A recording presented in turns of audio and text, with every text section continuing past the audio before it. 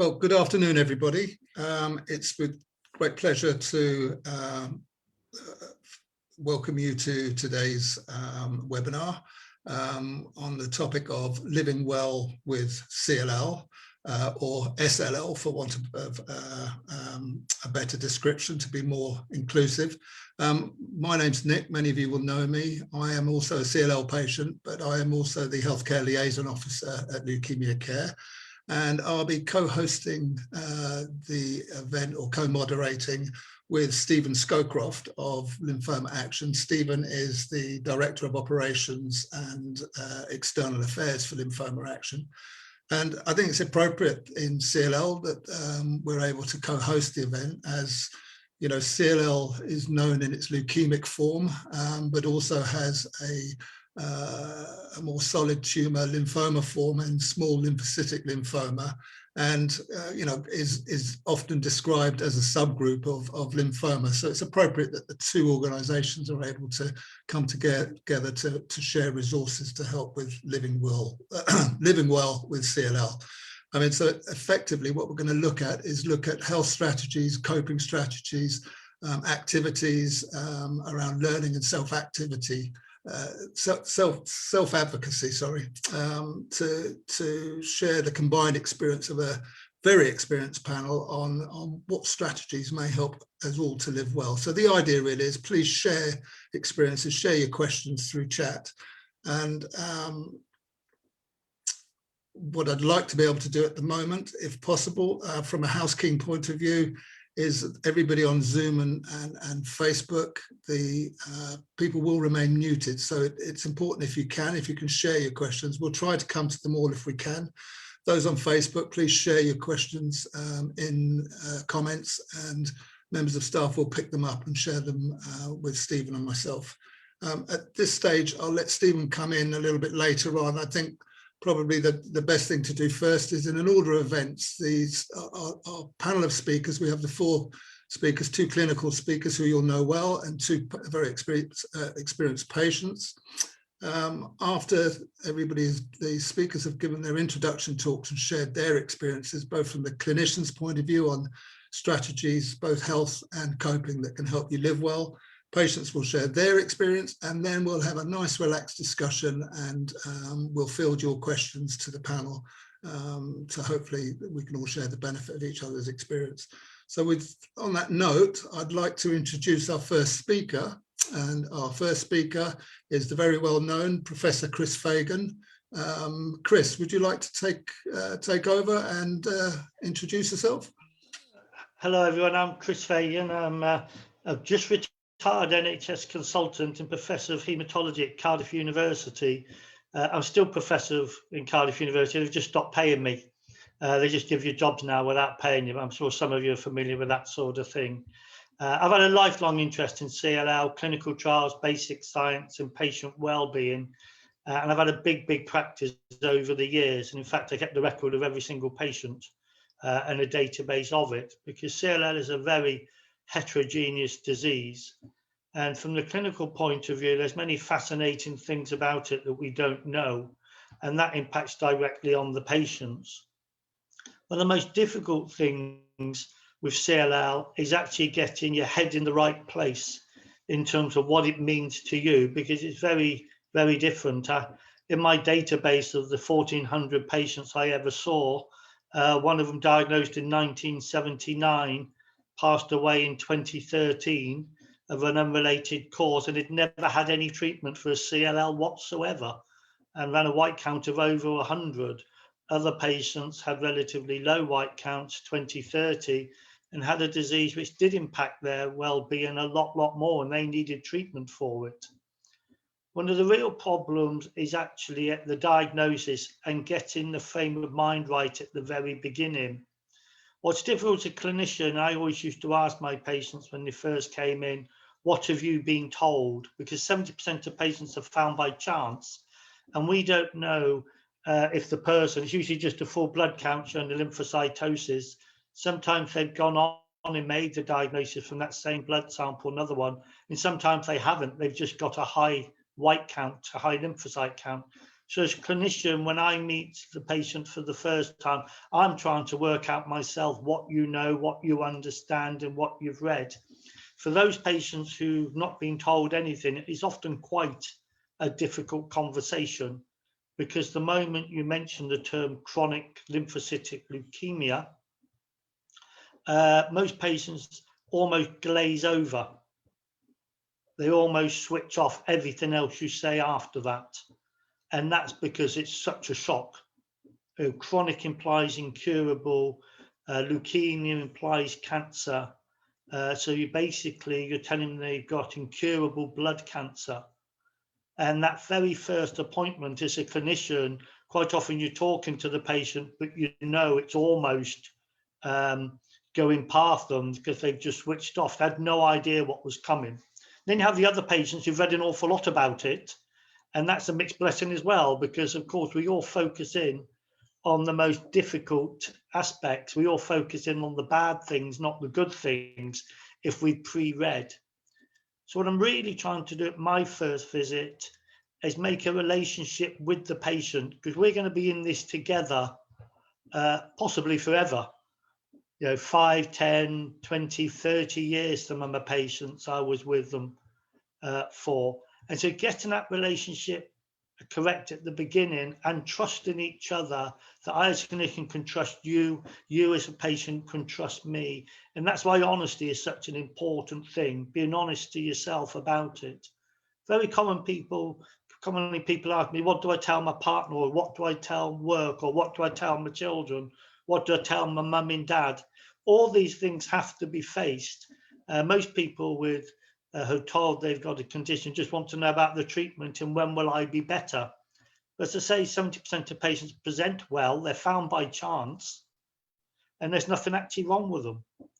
So that first meeting, what I'm just trying to do is just sow the seeds of an ongoing relationship, try and get the soil right so the seed can grow, and between us we can get through this together. Sometimes it goes really, really, really well, and I tap myself on the back and say, I'm a bloody wonderful doctor I am. Wasn't that good? And other times, for whatever reason, it just doesn't seem to go right. But it's just the first one. So usually I try and get people back very quickly after the first one, because lots of questions will occur to them which they won't answer because they've slightly glazed over. They will go home, talk to their family and worry about that. So try and get the second appointment in quickly, because what we're trying to do is steady the relationship and build on it going forward. And that's what I mean about getting your head in the right place at the beginning, because some of the written literature and online literature isn't really helpful. It's actually slightly misleading, slightly incorrect. And of course, if you're going to live 20 years on watch and wait, you don't want to inhibit your life and your well-being and that of your family and restrict your opportunities for happiness by being overzealous with what you do.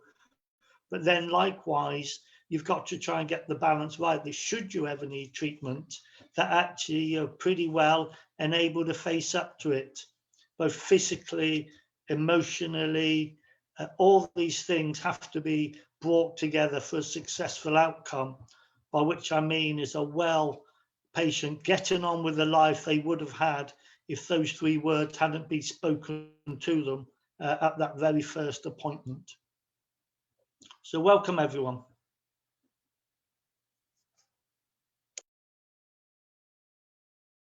You're on mute, Nick.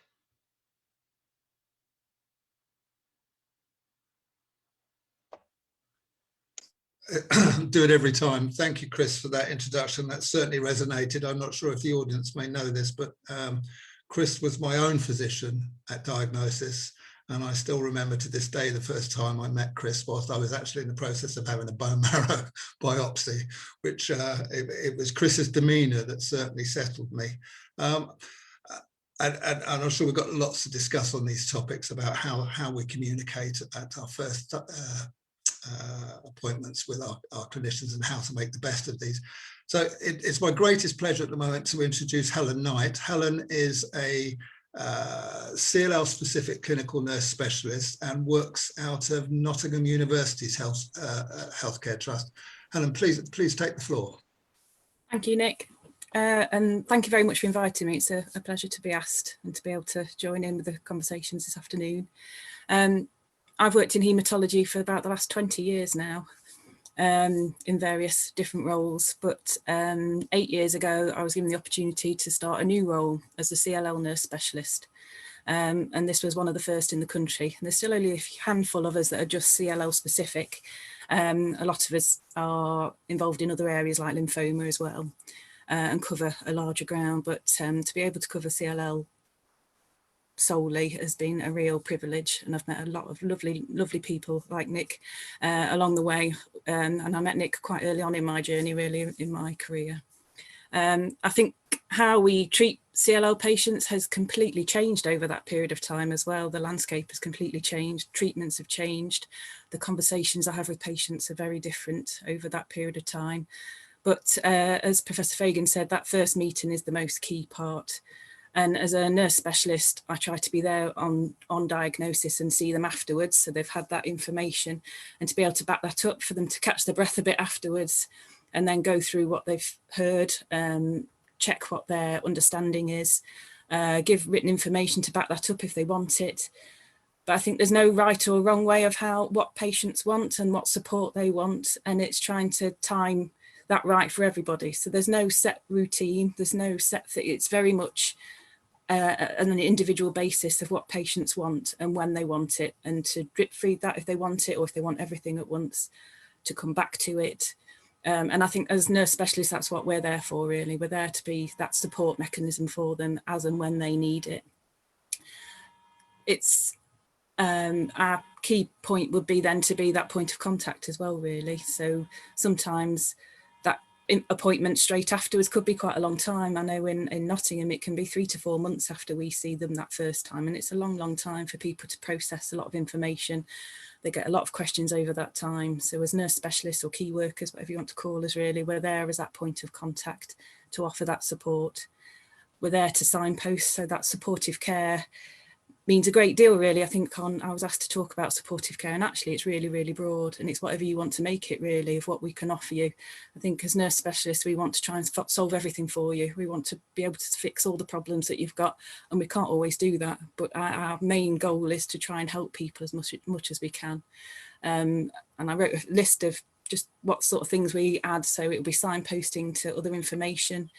It could be helping with financial problems, work problems, maybe work haven't been that supportive, to try and help that. It could be things like vaccination. So at the moment, it's another new scenario that we're in, is to, can I get the vaccination? Is it safe for me to have? When do I have it?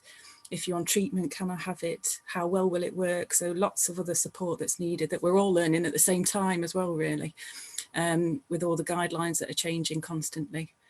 So I think in my role as support, really, we're there for the patient from the beginning. We try and make a good relationship, because I think the better the relationship is, we want to empower people to be able to ask when they want to ask, really, not feel they've got to wait or feel scared to ask.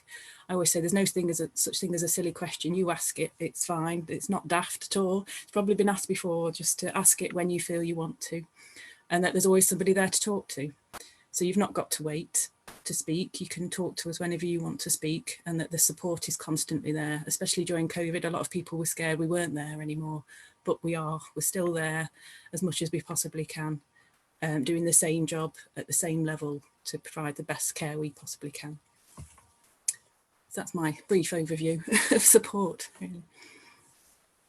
Thank you, Helen. That's really, really helpful, and I think that's an area we'd like to explore, really, is in questions following the talks, is how to best communicate and how to find those people in our care team that we can communicate with on a one-to-one basis, which is often a big challenge for CLL patients.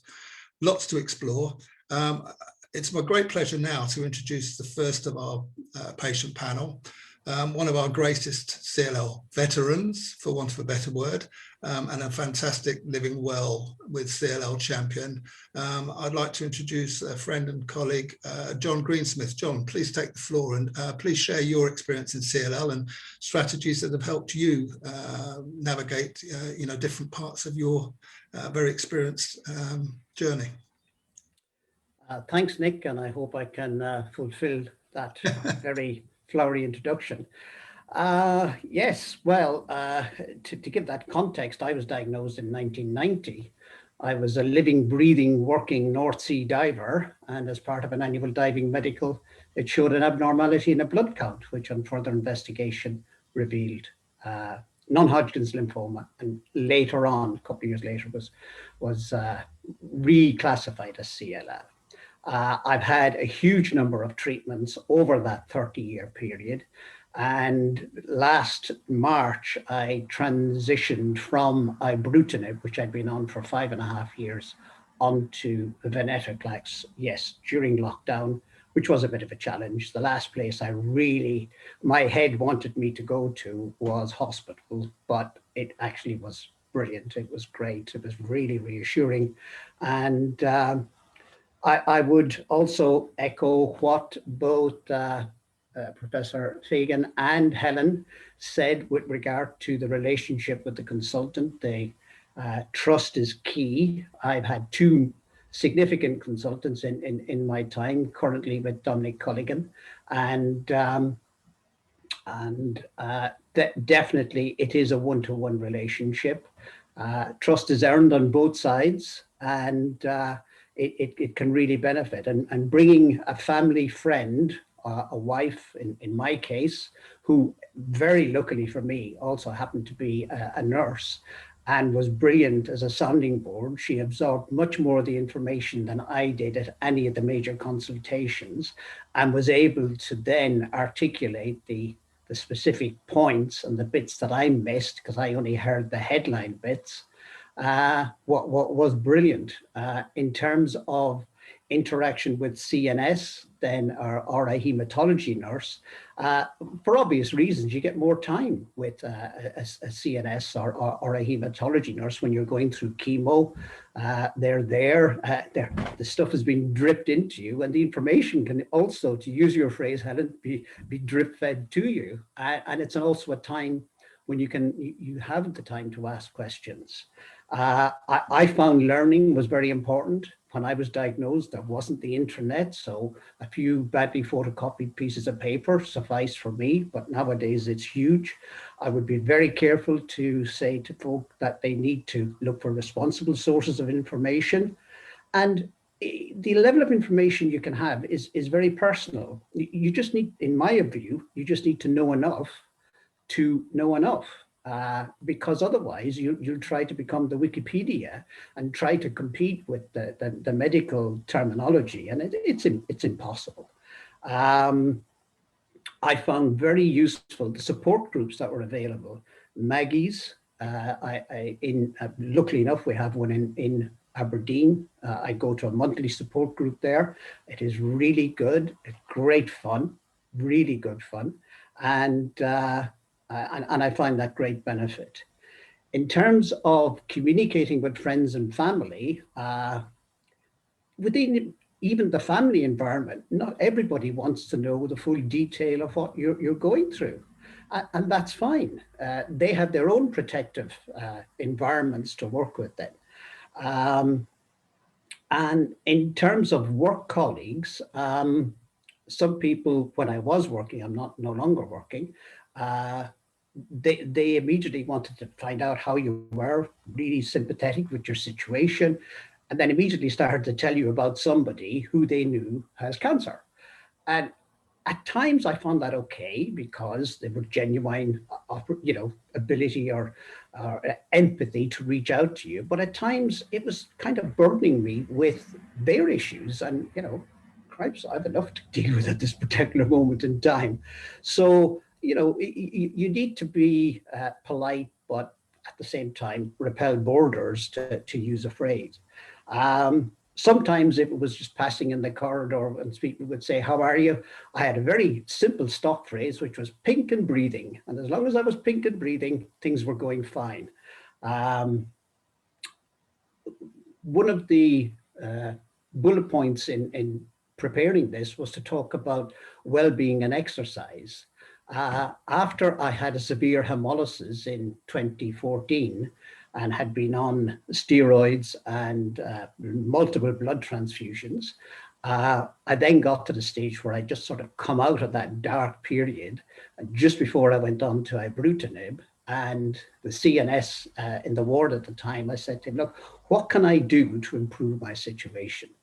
And he knew that I'd been fairly active beforehand, but had stopped all exercise for about 3 years. And he suggested Macmillan Move More. So I joined up the local Macmillan Move More. It is a reintroduction to exercise, low impact, very protective. And I found that really good. It enabled me to get back into activity in a very protected way. And I then refound my appetite to get back on a bicycle and just get out. And both the physical benefit of that and also, much more importantly, the mental benefit of that I found huge. It was my time on a bike. I could get out in the beautiful countryside. I could shout at cattle in the fields and they didn't respond, which was brilliant. And then come back in. And, with CLL, sometimes having energy is like a battery. I had almost drained the battery, and the sleep and the rest you get after the exercise was fantastic. So I think I've probably taken up enough time. I shall close out on that one. John, fantastic start. You've worn me out already. Look forward to coming back and chatting about various aspects that perhaps you can expand on. I'd like to take this opportunity to introduce a great friend in Jackie Martin, a fellow patient. And Jackie has a great wealth of experience in many areas, and I'm sure Jackie will be able to share some interesting insights with you at the moment. And I know that one of Jackie's great areas of championing is knowledge and learning and encouraging patients learning. And I suppose it's timely to introduce you, Jackie, with questions already coming in about patients wanting to know how they focus their learning with there being so much information and it all being so overwhelming. So not wanting to steer your introduction, but may I introduce you, Jack, and look forward to hearing what you've got to say and chatting later. Thank you, Nick. Remind me about that if I don't come back to it. Just a little bit about my own diagnosis, first of all, I think probably would be appropriate. I was diagnosed in 2013, and to my mind, I was perfectly fit and well. I had absolutely nothing wrong with me except I was covered in bruises. And after much nagging, I had a blood test, and my platelets were 23.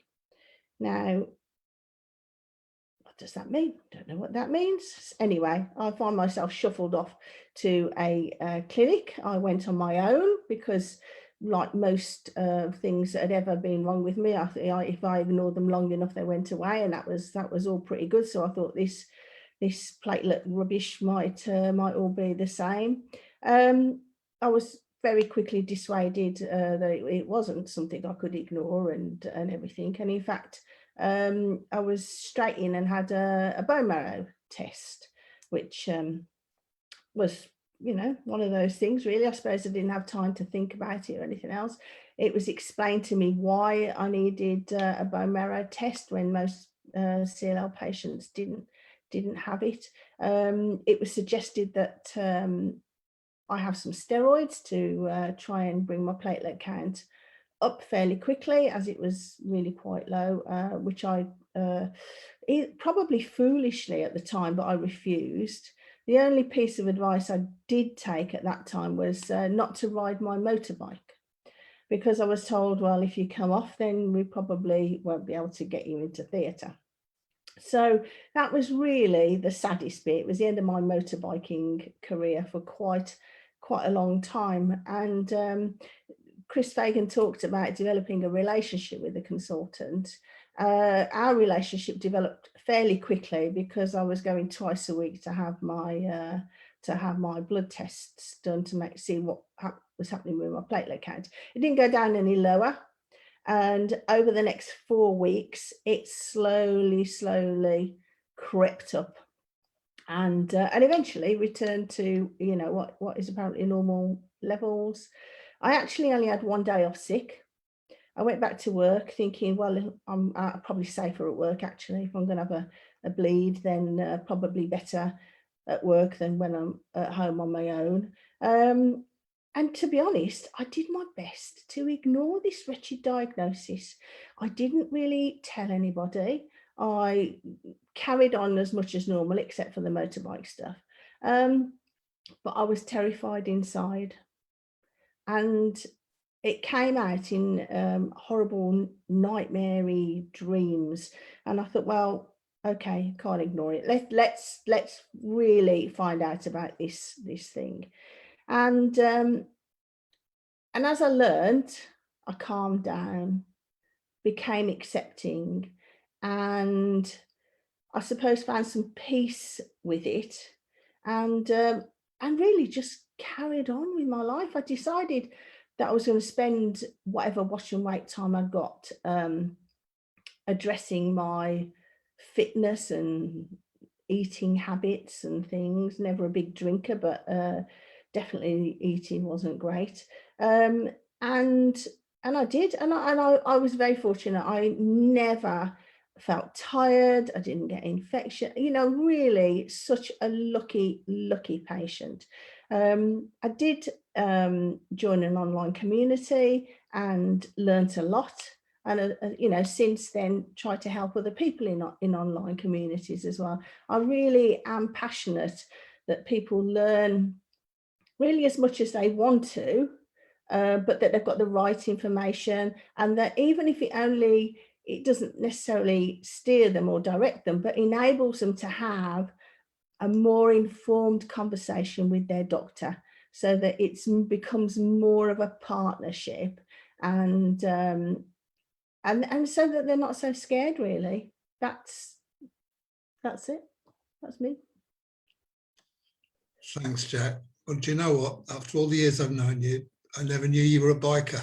Yeah, there you go. You see, Well, that explains a lot. I used to have a fire blade. I used to do a lot of voluntary work with the police, trying to stop people killing themselves on the road. I used to train people in advanced motorcycle skills, and some of the best years of my life were spent razzing around the Welsh countryside on a fire blade.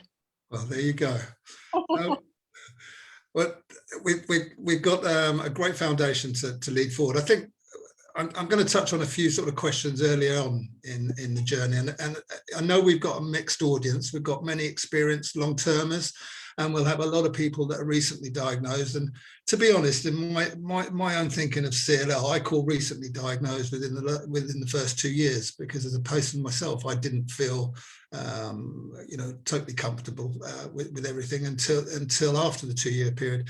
So I'm going to direct a question really to Prof. Fagan first, really. When you receive a diagnosis of chronic lymphocytic leukemia and leukemia, the whole batch of information you're given seems a little bit counterintuitive. You know, how you there's an element of inaction, and it's a very frightening names in terms of chronic and leukemia.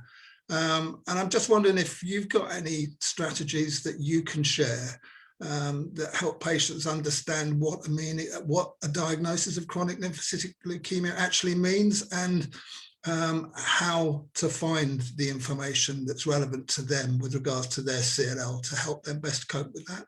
Is that too much of a question to ask, Chris? Thoughts on it? Far too much, but that's no surprise, Nick, being you. I mean, the real difficult thing, and patients struggle with this, that a lot of the data is based on herds of patients. What happens to 1,000 patients rather than individually to you as a person? And there's a lot of concern about prognostic markers and what do they mean, especially at diagnosis. If you're a stage A patient and you would normally be on watch and wait, what does a high beta 2M mean for you? What does a short lymphocyte doubling time mean to you? And it's very difficult to get that balance right. But we're using the terminology which the patients, if they haven't read the literature, don't really understand, that we think we're talking to people who understand a bit.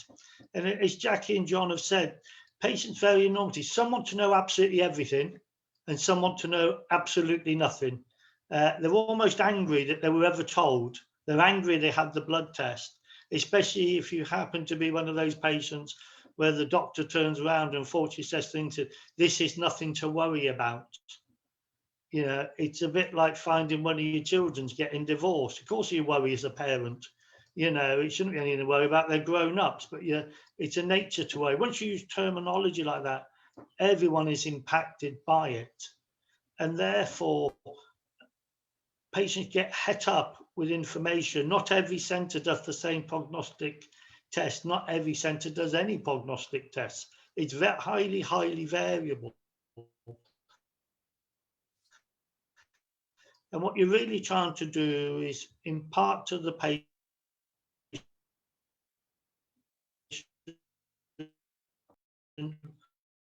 why you are saying what you're saying. Say you're stage A, not CLL, that means your blood is effectively normal apart from this high count treatment. We have that for 10 years, been stable 10 years, but no one had done a previous blood count, or whether they've had it 1 month, and in 3 months' time, the white count is shooting up and the hemoglobin is shooting down. So at the very beginning, we're trying to learn about their CLL. Yes, we have a box of tools called Prognostic Markers, but they tell us what would happen to 1,000 people, not what will happen to the individual. And I think one of the problems patients struggle with is the doctor doesn't actually always know the answer to the question. You know, if you've got cancer, you want someone who gives you a definitive yes or no answer. But actually with CLL, we don't actually know ourselves often what it means for the patients. The easiest patients to manage are those who present with advanced disease, because you know what you're going to do, you know what the treatments are, etc., etc. And you can then have a conversation about that, what the treatments are, what the side effects may or may not be, what the outcome is likely to be, etc., etc. Because then we're in the realms of clinical trial data. We have a really good database. But again, we're talking about the herd. What happens in a clinical trial to these people who got this particular therapy? So one of the difficult things for patients is actually they don't always get a straight answer to a very straight question. That's actually because the doctor doesn't have the straight answer for that individual patient. I can tell you what will happen to the herd, the 1,000, 700, well, this will happen, in 300, that will happen.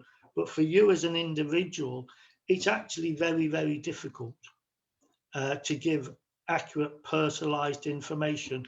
And that's where the relationship, that's where it matters. Some patients actually do like you just to stand there and say, nothing is going to happen to you. And if you say that to a stage A naught CLL patient on watch and wait, you will be right 50% of the time. Nothing will happen to them. For that 50%, it's wonderful. The doctor told me not to worry, nothing would happen. For that 50% where the disease did actually wake up and change, well, that doctor knows nothing. He told me not to worry. And what's happened now? So getting that relationship is really, really important. And as Helen touched upon, patients need that information at their own pace, at their own level of understanding. One difficulty you often encounter is the pushy child. The patient who's the parent doesn't want to know much at all, and the pushy child has been on the internet, got all this information, fills their head with, make sure next time you ask the doctor about their ZAP70 status, and rah, rah, rah. And the patient says, what's my ZAP70, doctor? You say, oh, I haven't done it. Well, why not? Well, because it's actually probably irrelevant to you as a patient. So getting that understanding from the patient perspective of actually we're all feeling our way through this together. We're going to learn together about them, their individual illness, because every patient's illness is virtually different to the next patient next to them. And that's why it's a journey holding hands together, going through it. I'll stop there, Nick, because yeah, I was going to say forever. I thought we were going to lose you there for a second. You crackled a little bit, but you managed to come back. I suppose following on from that, maybe I could ask, you know, get some insights from you, Jackie and John. You know, how you found coping with, you know, navigating a new system, a new language, understanding the meaning of these words, and communicating with your care team. I know it seems a long way away, you know, diagnosis when we've been traveling with the disease for so long, but I'm just wondering if you've got insights perhaps you can share there, John, Jackie? I suppose at the start, back in 1990, I didn't have a huge amount of information to be able to rely upon, and that's where the relationship with the ward sister was great. I definitely think that being able to understand the amount you need to know, for me, was critical. You know, I had a very much an inquiring, because I was only 32 years of age at the time, and I wanted to know why this should have happened to me, and there wasn't any answers to that question. It was a huge question. You know, what have I done wrong? Have I been exposed to something? So once I got the answers to those questions, which sort of relaxed me to the fact that I hadn't done anything wrong, I then turned that sort of mental effort around to a positive mental attitude to say, right, okay, this is what needs to be done. Let's just get on and do it. And I think even through the dark times of the variety of treatments I've had, that sort of positive, mental, realistic, not just, you know, the world's a rosy place, but a realistic, positive mental attitude in a pragmatic way has certainly helped me. But, you know, getting good quality information from reliable sources in the volume that is understandable, absorbable, has worked for me, but may not work for everybody. Thanks, John. That's really, really insightful and helpful. Jackie, I was just wondering if you're able to share. Obviously, it seems that we're on a theme of building relationship from either side is really important, but also how you manage the level of information. John touched on the fact that there was very little information available 30 years ago, but that's not the case now. And I do myself remember being so overwhelmed with so much complex information. So I'm just wondering, are you able to share insights and how to navigate the new system, understand the language, building that relationship with your care team, and most importantly as well, how to focus learning and manage information? Well, I think, as I said at the beginning, I going twice a week. I've quickly developed quite a relationship with my consultant, bless him. I don't think I was the easiest patient by any means. I used to breeze in, okay, quick, let go, okay, go. And he'd be like, no, whoa, slow down, you know, there are things we need to talk about. And often it was at the end of the day, because I'd go not after work, but I'd leave work an hour early or so and then go around and get it done. He spent a lot of time talking to me about CLL, to be honest. He was really a star because he saw completely past all my, yeah, whatever, it's fine, right, I'm off sort of thing. And could see that really what I needed was a bit more support than I was, you know, visually asking for. The booklets were fantastic, to be honest. They had got a glossary in the back which explained all the terminology. I absolutely soaked that up, and once I'd become familiar with quite a lot of the terms, we would have, you know, bearing in mind it's only twice a week for 4 weeks or so, we would have, you know, what I felt were really, really helpful conversations. I felt completely safe with him, really. I could see he had my well-being absolutely at the forefront of his mind, and didn't matter where I tried to brush him away, he was definitely there. Of course, I looked then started looking online for stuff and things like that. I was familiar with some terminology. I looked at research papers and started looking up different little bits of CLL, and then started to see how some of it was becoming interconnected. And I think it was then I realized how complex it was and how different everybody's journey can be. Some people are fortunate, you know, perhaps never to need treatment. Mine, in the time that I'd been going just that short month to have my platelets monitored, you know, my count was going up and up and up. And although he reassured me, well, it might come down again, I actually never believed that. And true enough, it never did actually, but you know, sometimes it didn't go up quite as fast as other times. So it's a process, isn't it? You start taking little baby steps and you think, okay, right, I think I've got that now, and then you move on to other, you know, start with the information leaflets and then move on to other forms of information and support. And the doctors that you see are the best, because they can put what you've learned, or you think you've learned, into context for you. And as Chris said, every patient is different and unique, and we don't have all the answers, but putting it in context can take away some of the fear and anxiety for patients. I think that's probably as much as I'd have to say about it at the moment. Thanks, Jack. That's really helpful. I'll ask one more question and then hand over to Stephen. I think I'm just sort of following on along the theme where, Jack, you mentioned you cracked on your own and didn't involve other people in your diagnosis. And I recall doing something similar myself. And also remember Chris mentioning in his talk, which I can relate to as well, not hearing perhaps half of what the doctor was saying. So John and Helen, maybe you could share thoughts about how people can communicate with other people in their families or their friends, and how they can involve other people in their diagnosis. And if that would help, because I know that was very much a eureka moment for myself as a patient when I first reached out to a charity, was how do I communicate with others and how can I involve them in the diagnosis process. So John, I don't know if you shared, and apologies if I didn't recall everything because we're covering a lot of ground. Did you involve your partner and family and others in your diagnosis, and have you got thoughts in that area? Yeah, certainly, Nick. My wife was and has been the rock that I have stood on.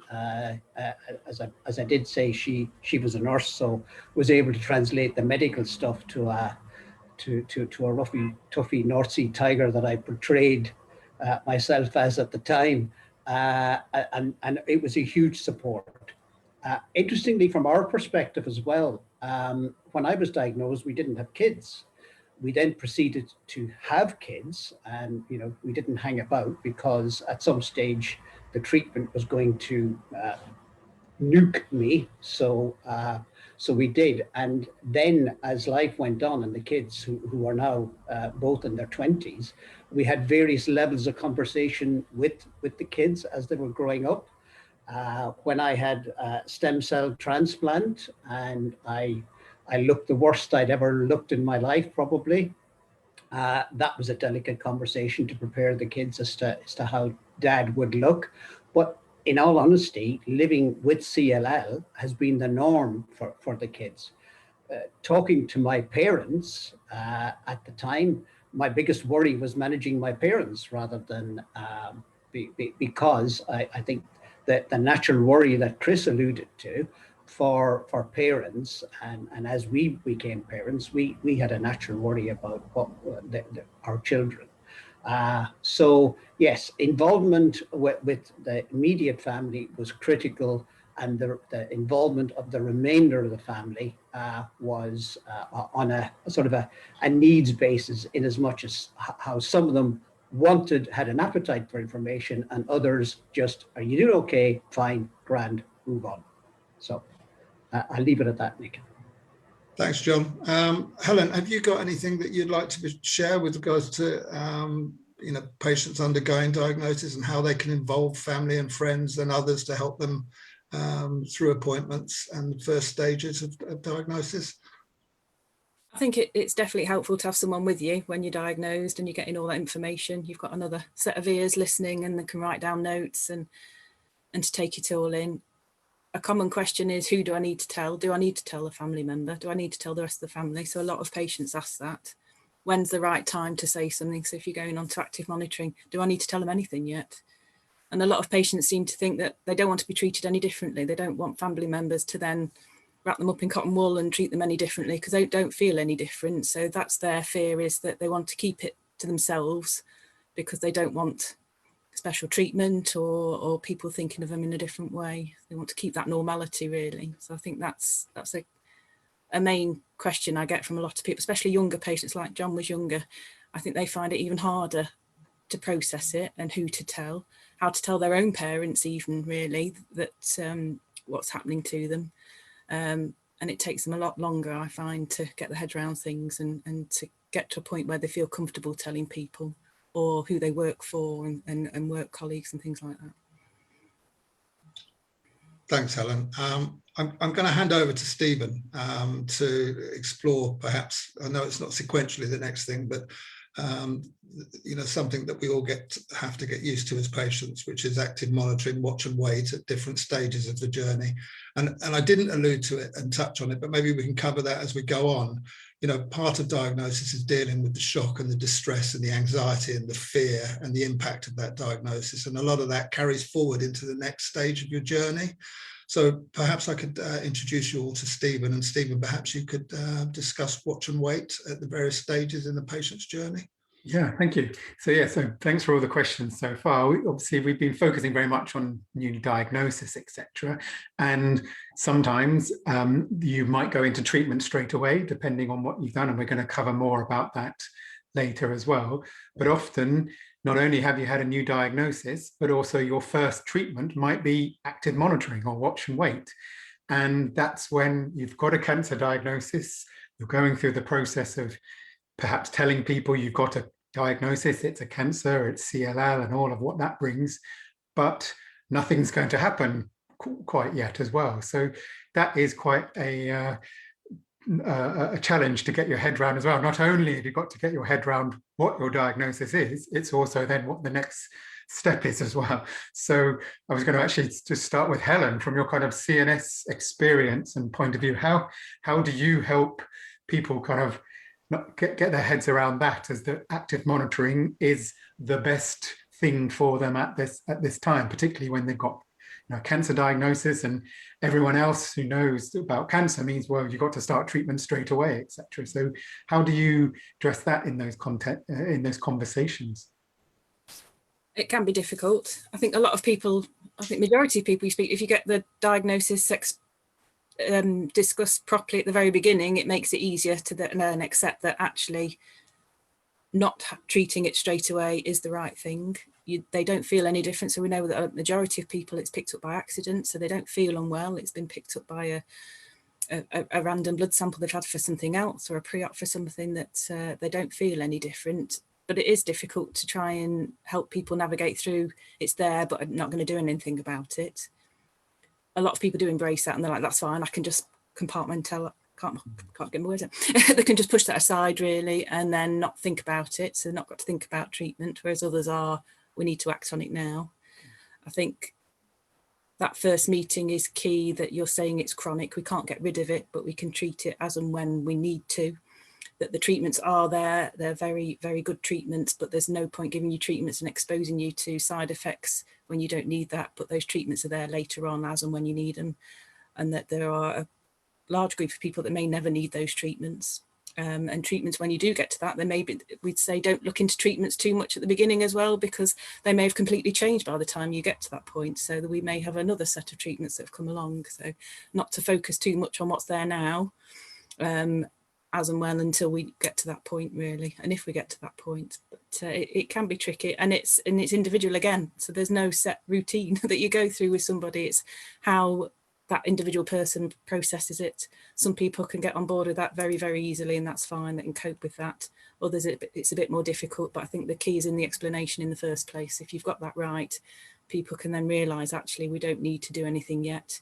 We can monitor it, and are happy with that point, that you're under close observation by your health team, who you've got trust in, and you're happy to move on in that way and what they advise.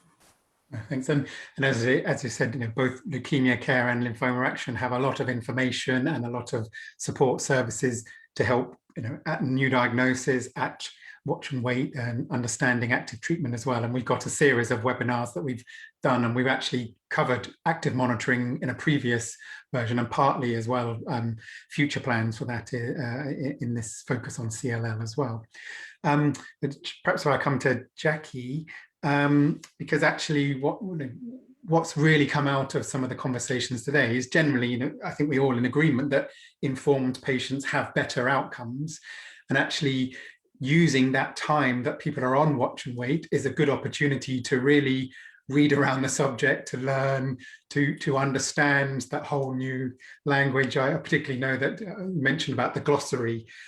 People can quickly become experts in the kind of details of CLL, and I guess they've got that time and space to kind of do that when they're on active monitoring and watch and wait, and be aware of what's coming down the line in terms of treatments.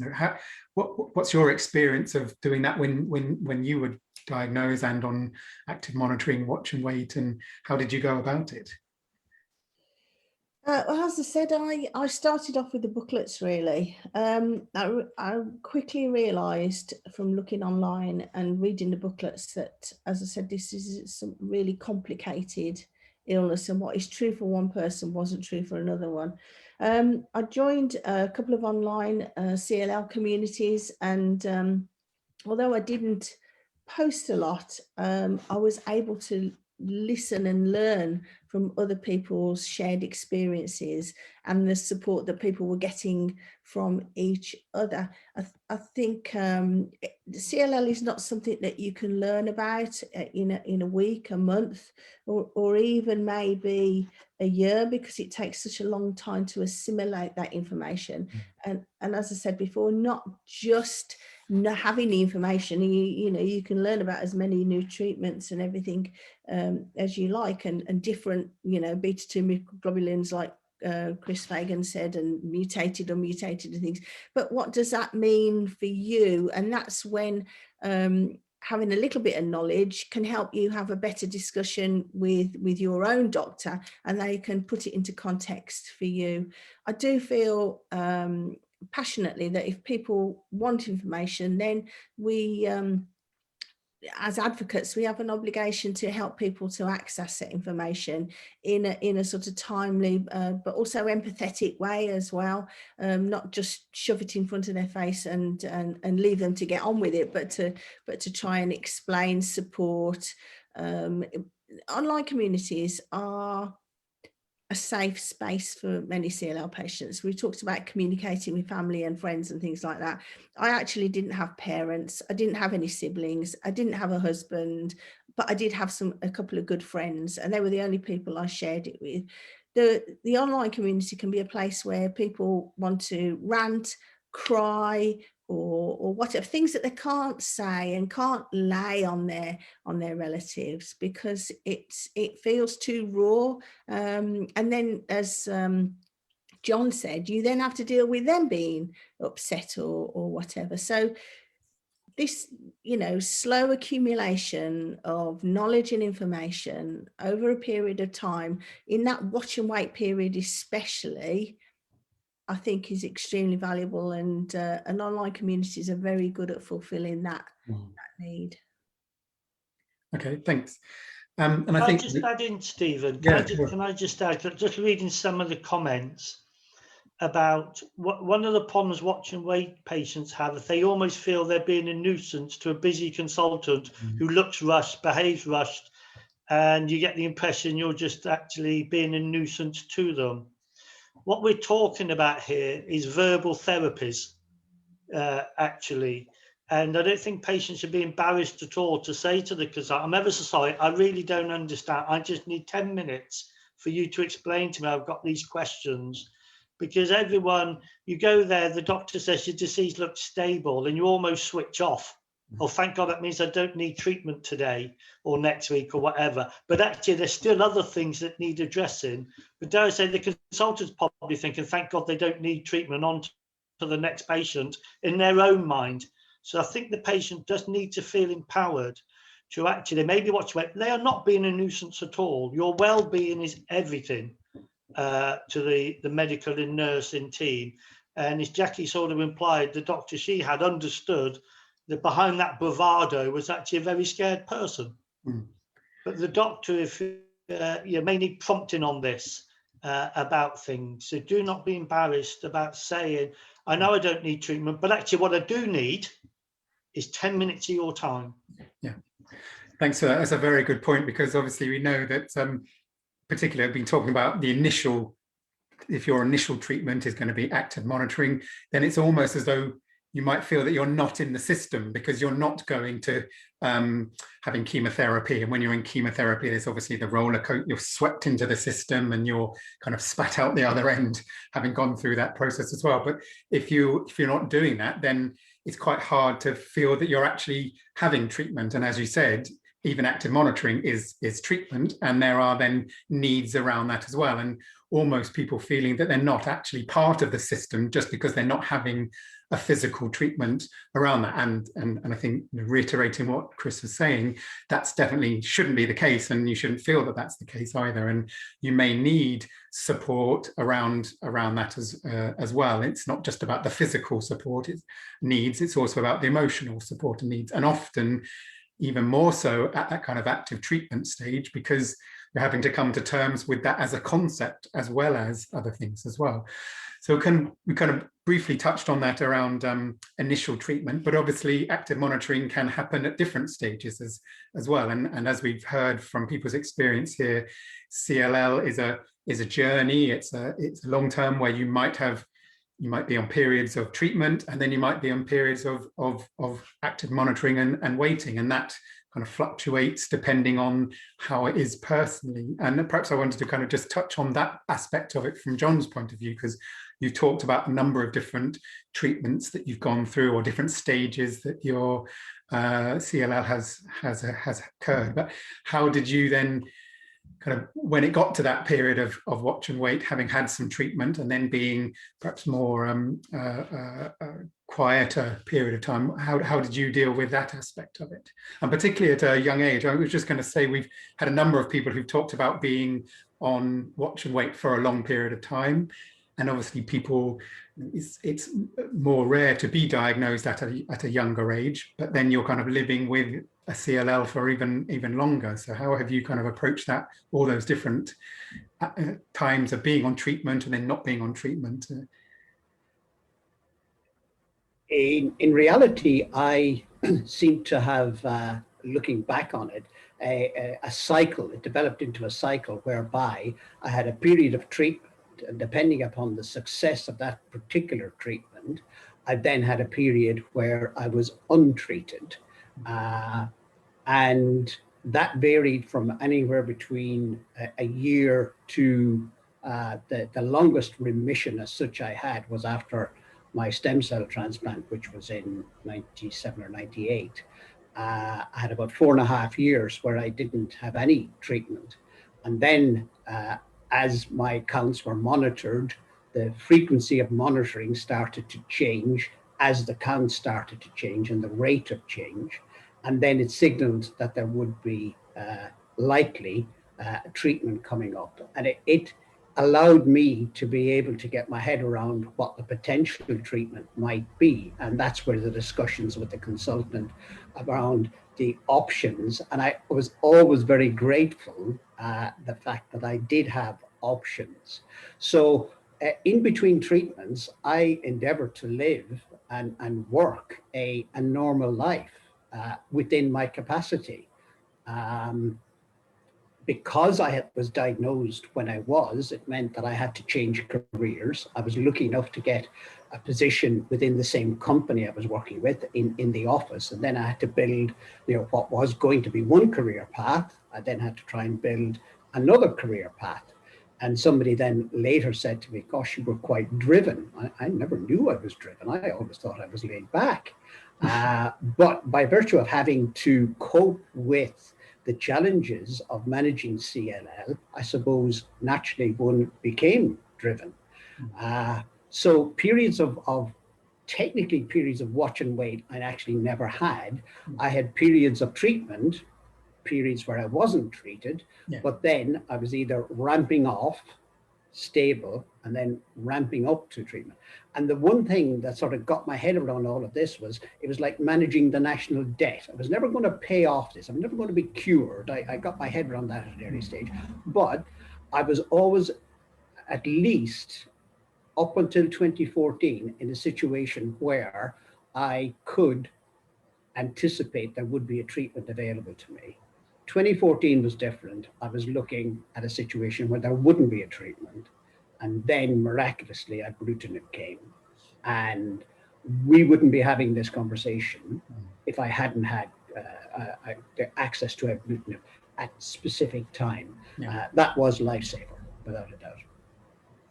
No, that's a good point as well. In the sense, I think we touched on it earlier, even a number of people have been on watch and wait for a long time. And if you do all your research, then you may not, it's about getting into the habit of continuing to keep up to date with research, because things are changing all the time.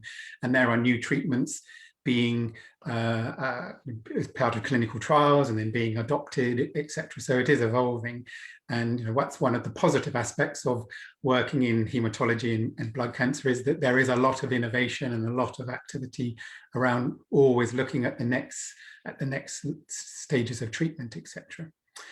Okay, I think probably that's time to move on to the next set, which is back to Nick about treatment. Just for Nick as well, there's a couple of questions that we've had around obviously treatment and obviously active monitoring and watch and wait within COVID as well. People who've been diagnosed just before lockdowns and COVID happening, obviously people in the middle of that as well, and different experiences there than some of the experiences perhaps Jackie and John have had when there wasn't COVID around as well. And that, again, that might be something we can explore a bit more alongside treatments as well. Thanks, Stephen. I think that's right, actually, because with lockdown, for want of a better word, and shielding, that's impacting quite heavily, isn't it, on living well strategies and how to cope with the diagnosis, especially the health aspects. Yeah, I was going to start about talking about treatment, but I realise also 1/3 of the audience are likely never to ever need treatment. And the topic we're going to talk about, which is a new one to me, which is prehabilitation. Yeah, how do you prepare for treatment? So I'm guessing there's an element of crossover with watch and wait, because part of living on watch and wait is healthy living strategies that inevitably will be preparing you for treatment to be able to cope with that, in a much better way if you're healthy. And it also helps with regards to preparing for living with active monitoring and watching and wait. So I suppose really maybe Helen, in supportive care, you'd probably be the best person first to ask about, a patient that's been on watch and wait for some time, and I know what that's like, and I think everybody on the panel and many patients watch and wait, that phase of watch and wait, that everything's on the up, is coming to an end. From a clinical perspective first, how would you advise patients to prepare for a treatment?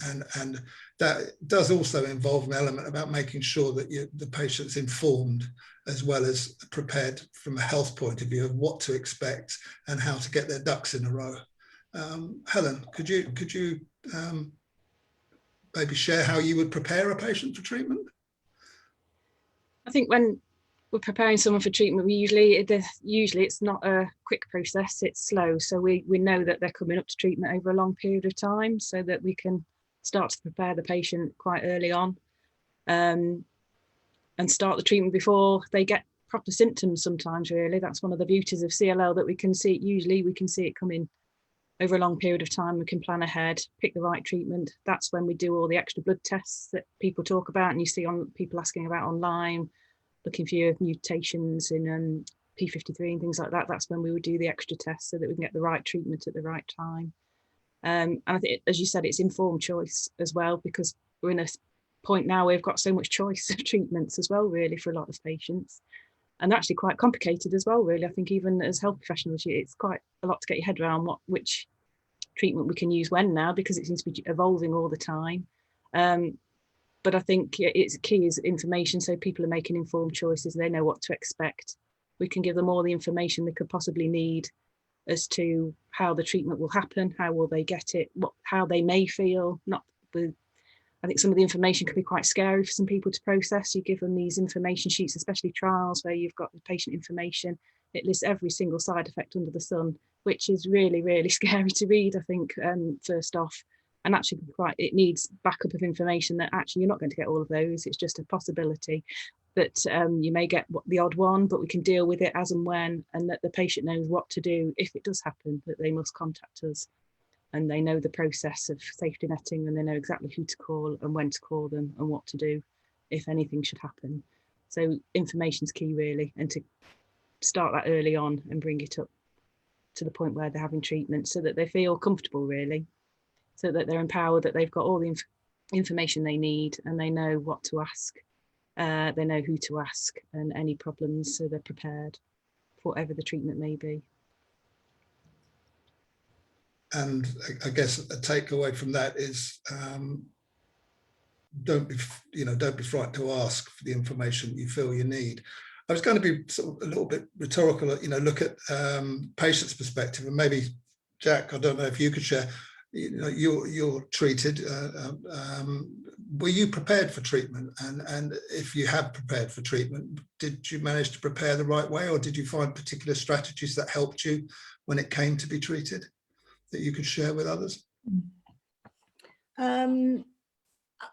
Yes, I was prepared for treatment. I was still saying, no, I'm fine. My white count was 400, something like that. I was no.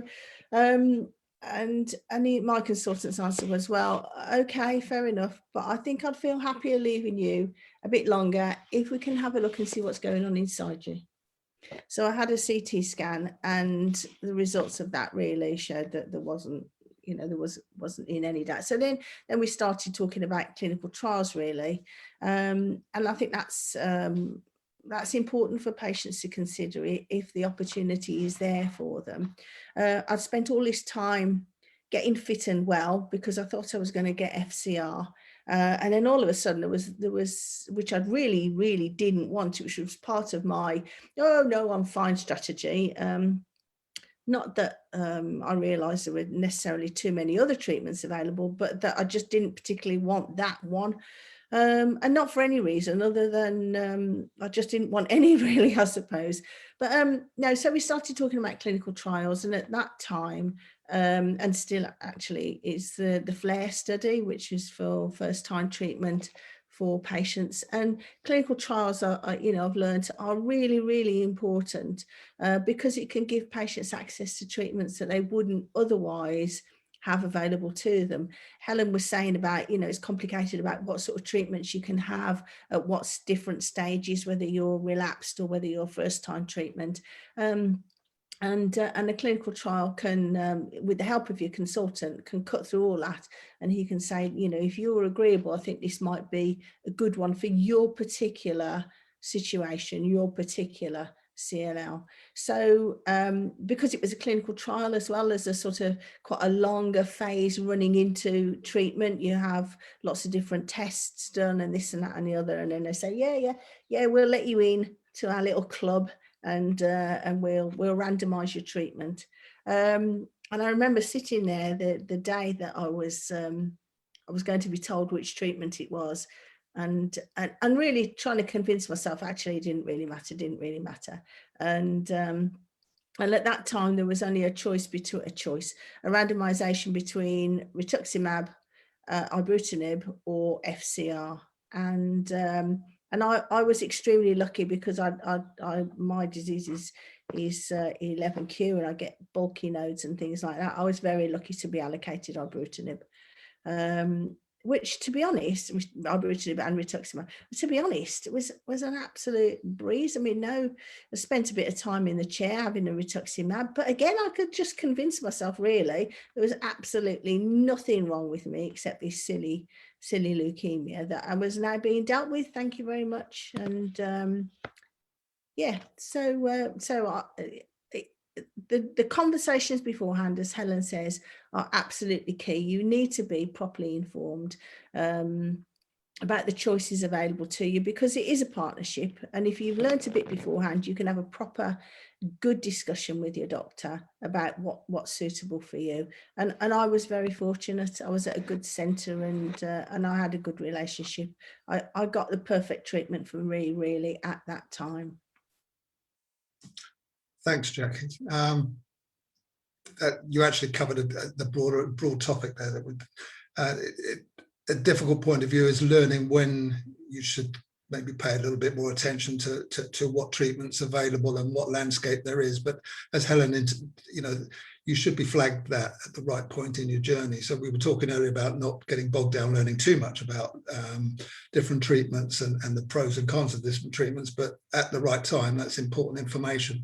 I guess the next question just leads on to sort of preparing yourselves for the treatment itself, the side effects you're likely to experience, managing the different treatments, and that they all come with different box of frogs now, don't they? And you've got FCR that you mentioned, or chlorambucil with obinutuzumab, that are chemotherapy-based treatments that come with different set of side effects to continuous therapies.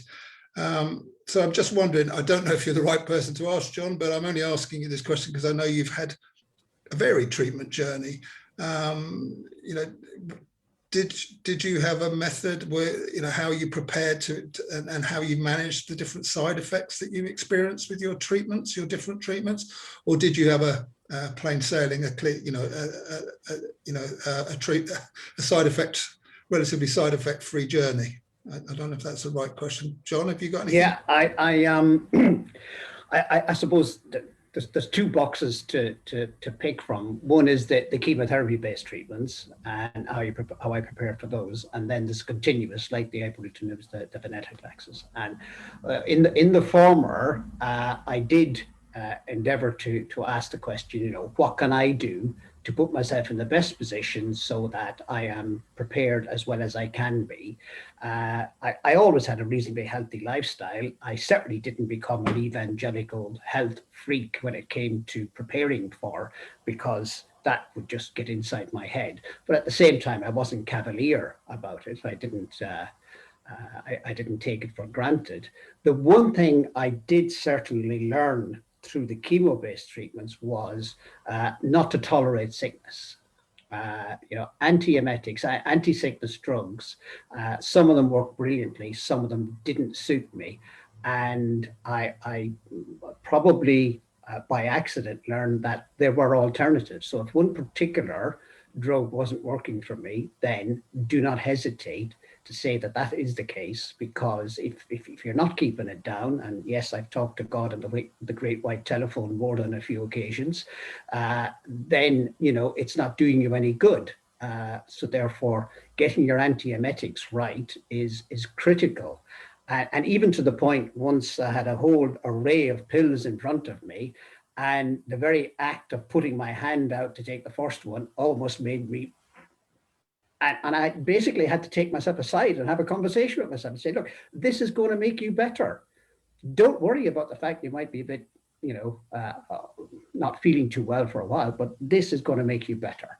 And it was getting the head to direct your internal self, really, what worked for me. In terms of this coping with treatment coming up, I think to get yourself in a situation, if you're still working, that you inform work what the consequences may be. I know when I tried to work through all of the treatments I could, obviously with stem cell transplant, you can't. I was out for 3-4 months at the time. But in other treatments I tried to work all the way through it. The team had to step up and take up the slack. And at times I was like the proverbial bear with the sore behind. I know that, and that was brilliant that both family and work colleagues, tiptoed around that. And but it's very much self-driven, I think, as to how you prepare, and like probably what we've heard a lot today, whilst there's a generic approach to all of this, it's very much down to the person. Thank you, John, for sharing that. And I think what comes out of that also is, ensuring that you communicate with your care team, especially supportive care, Helen's department, with how to manage side effects and sudden onset of, so that you've got somebody to reach out to there. I'm just going to throw one last question in this area because I'm mindful of time and want to hand back to Stephen to maybe look a little bit more depth about treatment and others. But one question has come up about managing side effects, and maybe I could throw this to you, Chris. A question with regards to, sort of mouth infections, ulcers, and fungal infections. These are common sites. I think a few of us can testify to this, but could you explain about these types of infection and experiences and how to manage these? The most common type of infections one get, fungal infections in the mouth, usually candida based, especially with people who've had steroids for it. They're very easily managed. There's lots of antifungals out there to try, oral ones, which have virtually no toxicity and are really, really effective. Viral infections, recurrent herpes, for example, your immune system can be low with CLL and can be knocked even lower with the various therapies. However, prophylactic acyclovir or valacyclovir is a very, very effective treatment for herpes-related problems. And again, it's just a matter of do not suffer in silence.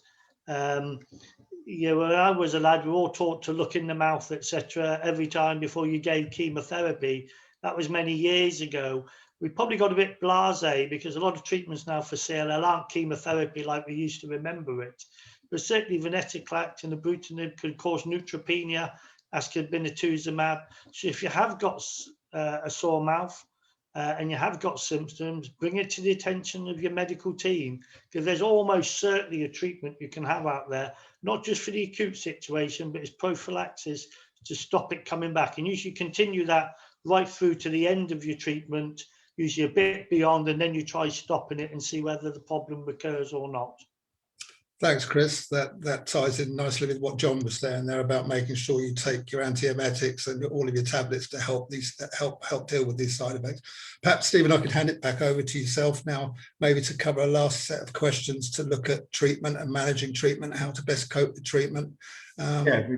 Thanks, we covered it. And there's a couple of questions, and perhaps we haven't got enough time to go through in more detail, but again, just going back to Jackie, because you mentioned about the FLAIR trial, and there's been a couple of questions of people who are on the FLAIR trial and coming to the end of their period on it and what's happening next. I know this is something that has been, there's been lots of discussion in the background around it, and perhaps rather than go into too much detail now, just kind of comment on where people can find the most recent up-to-date information as to what's happening and what the options are next to that, because I know that both Lymphoma Action and Leukemia Care and CLL Support have put out information about that. Is that right? Are you asking me, Steve? Yes, just to kind of comment on that, because you mentioned the FLAIR trial particularly. Okay. So my understanding is that patients on the FLAIR trial, if you're having one of the novel, if you're having ibrutinib, is that will come to an end at 6 years.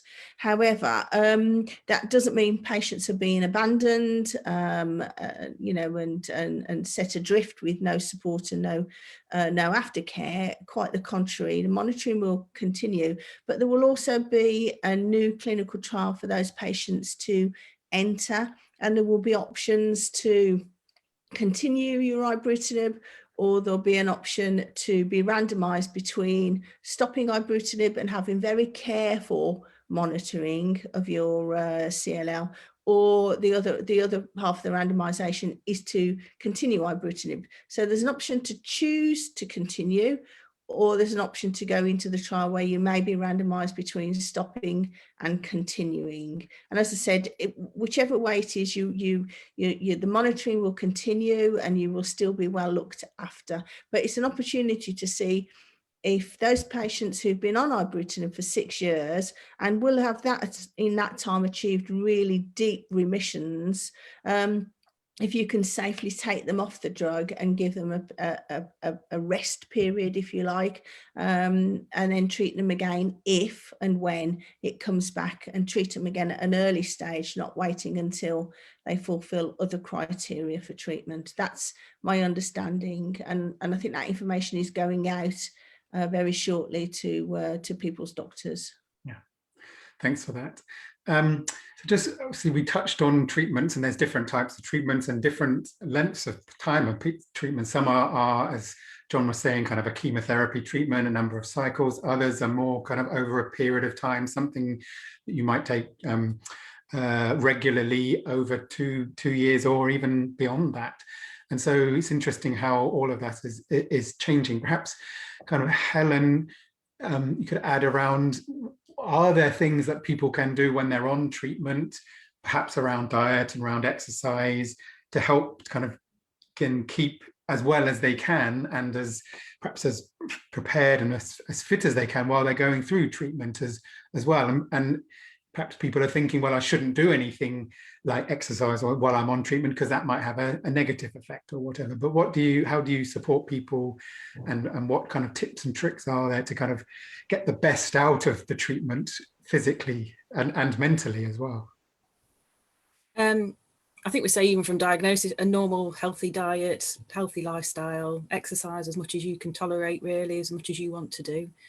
I think when people start on treatment, I think mentally, even just to try and keep a bit of normality to life as well, as much as possible, seems to be a more positive effect for patients. That life doesn't revolve around their treatment. They need some normality there to be able to get on with life as well, and to look after themselves mentally, which I think can be difficult. I think with the treatments, there are some that you're on for as long as they're working, and I think at the beginning we were worried about people being following that and remembering to take tablets. But I think we're now finding the other way, that when you stop after 2 years, patients are actually quite worried about that. They've had this drug that they feel very safe taking, they've taken it every day, they've taken it religiously, and now it's going to stop, and what will happen next? So I think all the treatments are so different at the moment with CLL. So the venetoclax, rituximab, the venetoclax stops after 2 years and things, and we're just getting to the point now where those patients are stopping. They've been on it 2 years, we're just seeing that now. So, and it is a concern for some patients. They find it a real worry, and I think it's trying to help people realise that life carries on as normal, and if you're closely monitored, and if there are any problems, and we even restart venetoclax at that point if need be, you can be reintroduced. So I think more than anything, mental health is more important at the moment as well, especially with everything that's happening in the world, that to look after your mental health has a big impact on your physical health as well, really, and how you deal with things and cope with treatments. But if you can have a good general lifestyle that's healthy, is the best starting point you can ever have, really, and that you don't need to stay in bed and while you're having treatment and things like that, that actually you can exercise as much as you can. Don't overdo it and then completely floor yourself for the rest of the week, but little and often, really, and whatever you feel you can. And even with fatigue, we know that exercise can be something that can help with effects of fatigue. So we know that a lot of people with CLL, fatigue's their main thing. So when I see people in clinic, it's always, I'm just so tired. But we know that, I know Leukemia Care and things, they all offer fatigue classes and things, so ways of dealing with it, that exercise is seen to be a really helpful thing that can help. We actually did a webinar on that a couple of months ago now, which was focusing on fatigue and strategies and tips and techniques for managing fatigue, because as you said, not across a lot of cancers, and particularly amount of blood cancer and lymphoma and leukemia, chronic fatigue is one of the biggest side effects of treatment, or just one of the challenges of even coming off treatment and getting back to feeling more of a normal quality of life. And perhaps, Chris, you can kind of add anything there, particularly as obviously you're involved in a lot of kind of trials and treatments that are now more available, but also I appreciate you've recently retired, but I'm sure you kind of still keeping an eye on what's developing, and what's your kind of view as to the landscape of how treatments are changing and developing, and what's kind of coming down the track, as it were. Just to go sort of at the start of why are some treatments continuous and why are some fixed duration, and that is basically based on the initial trial from which the company got a license indication for it, and we're only meant to use the drugs in the way the license says you can. That's nearly always based on a trial. So if you just take, for example, you have a very effective drug like ibrutinib, it's oral, not much toxicity, it absolutely transformed the landscape. If I was an investor in that drug company, I want the patient to take it forever, because that way my company gets paid forever. So the truth of the matter is that there was never a study run by the company to see whether you could stop ibrutinib or not. And we've actually been here before with the sister disease, chronic myeloid leukemia, with a drug called imatinib, which absolutely transformed chronic myeloid leukemia. We now have methods to detect one leukemia cell in 100,000 normal cells. So you know how much disease the patient has got on board. And in chronic myeloid leukemia, they did a study whereby if you stopped the imatinib, over a 3 to 5 year period, in only half the patients did the disease actually wake up. But again, with imatinib, the company didn't do that study at the beginning. That was later followed on by clinicians once we got an effective therapy. Again, the venetoclax 2-year duration, that's what they did in their clinical trial. So that's what we followed. No one did the study that is 2 years right? Is 6 months enough? Is 12 months enough? Or do you need 3 years? So it's not unusual to have to go and do further trials. But basically, people do get worried. They get, I'm feeling so well, the drug has worked so well. But drugs do have toxicities that may be cumulative, and especially in the case of ibrutinib, we've appreciated a lot more hypertension and atrial fibrillation, for example. It isn't quite like Smarties, whereby you get all the benefit and it's all joy and there is no potential toxicity. So in that sense, further trials are inevitable.